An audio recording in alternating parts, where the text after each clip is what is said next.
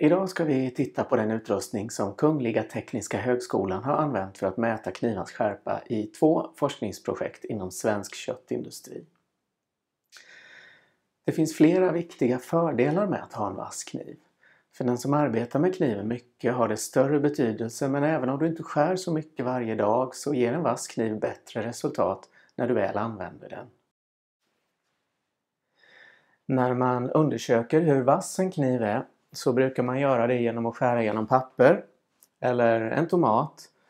Man kan raka sig lite på underarmen eller baksidan av handen så här, eller kanske hyvla lite på nageln eller bara känna.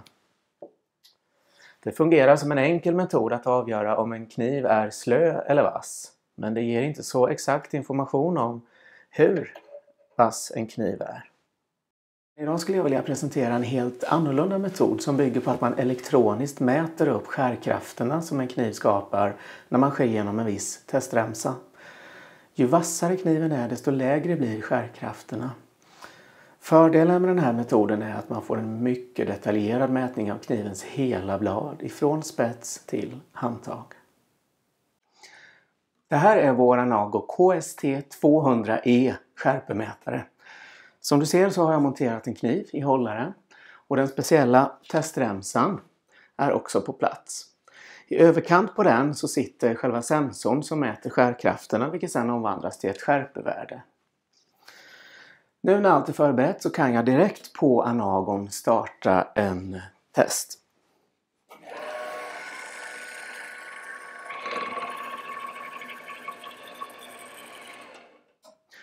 Ja, som du ser så går det alldeles utmärkt att genomföra tester direkt på skärpemätaren. Men för att få ett bättre analysunderlag så behöver vi koppla skärpemätaren till en dator och använda ett speciellt program. Det här är Anago Sharpness Analyzer. Innan du gör testet behöver du fylla i lite uppgifter, men den proceduren går vi igenom vid ett utbildningstillfälle för den som ska använda utrustningen. Här har jag istället förberett ett test för att vi snabbt ska kunna se på resultatet.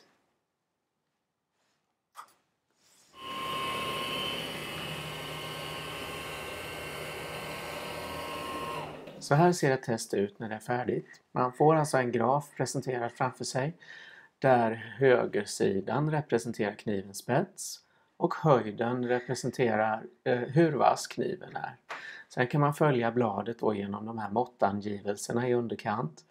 10 mm, 20 och så vidare ända bort till den här kniven som är knappt 14 cm lång. Vi kan också se hur skärpan varierar utefter bladets längd. Vill man studera lite närmare går det bra att zooma in. Här ser vi då hur skärpan går upp raskt mot spetsen. Sen har vi en liten skada vid cirka 4 cm och en liten skada vid cirka 9 cm.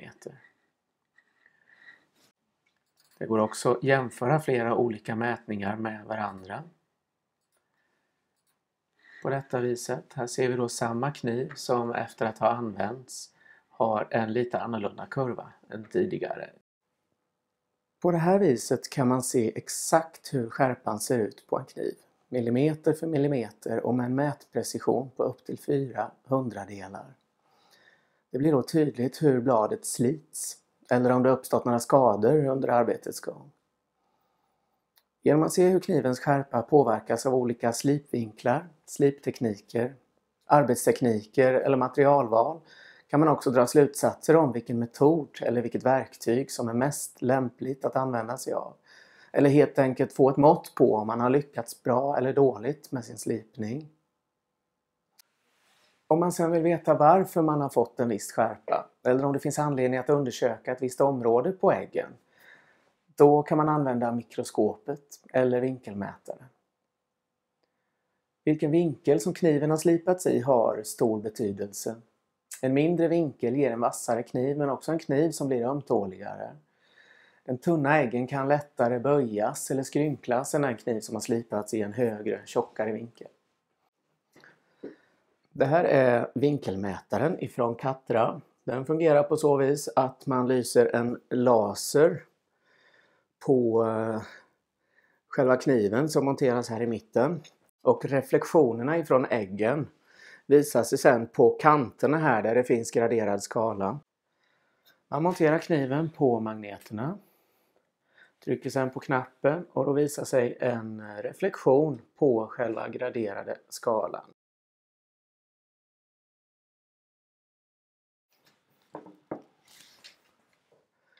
Kort sagt fungerar det på detta viset att laserstrålen kommer och skär emot knivens ägg och delas då upp via reflektioner som strålar så här på vinkelskalan i bakänden.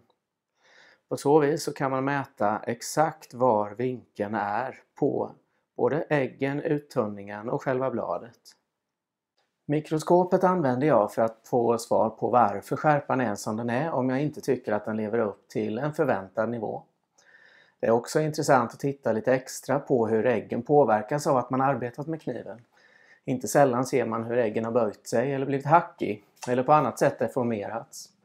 Det är också spännande att se hur äggen ser ut efter slipning av olika verktyg och stenar. Det kan finnas tillfällen då man vill göra en mer djupgående analys. Vi på Instant Work har både kunskap och erfarenhet av hur man skapar ett relevant experiment.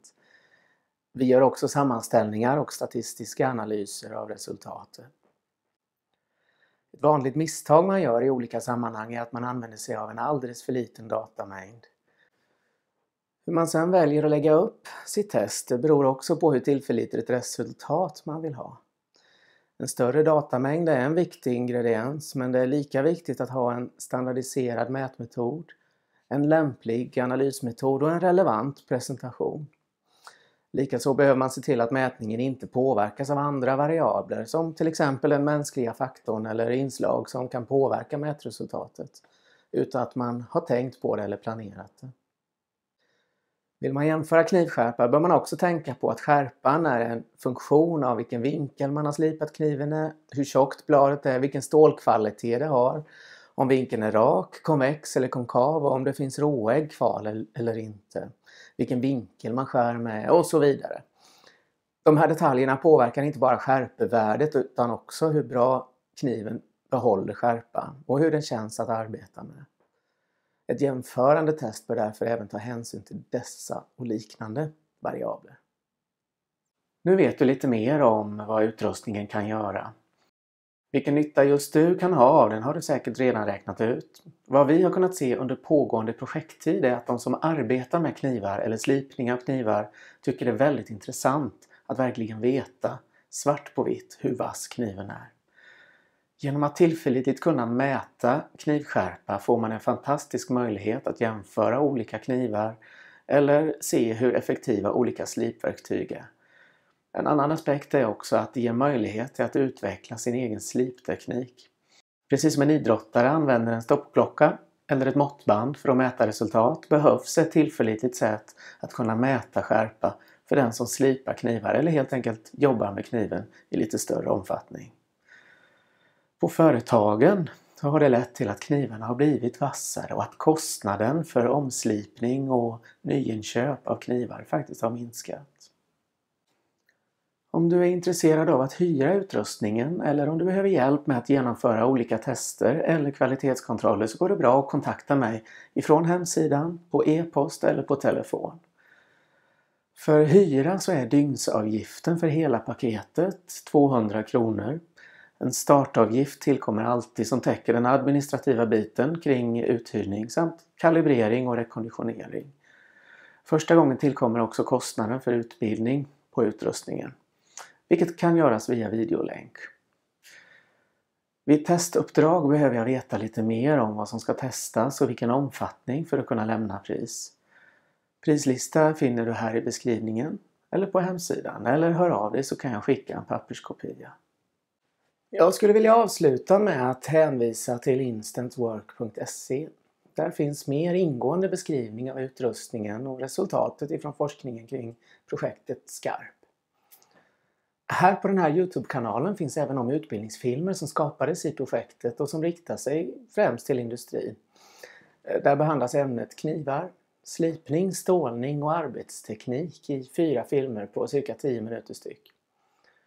Jag kommer också löpande lägga upp filmer som behandlar liknande ämnen för hemmabruk. Så är du intresserad av att veta mer om hur man enkelt kan fixa till skärpan hemma i köket, så skulle jag vilja rekommendera dig till att komma tillbaka hit eller hålla koll på instantwork.se. Jag kommer också testa olika sliputrustningar för hemmabruk som finns på marknaden för att se vad som fungerar bra eller mindre bra och förklara varför. Vidare har jag planerat för intervjuer med personer som är kunniga inom dessa områden. Har du fattat intresse för mina ämnen? Då är du välkommen att prenumerera, dela och gilla den här kanalen. Det vore jag bara tacksam för. Om du väljer att prenumerera så betyder det att du enkelt kan se när nya filmer publiceras här på Youtube. Ja, och med det skulle jag vilja säga tack för mig och på återseende.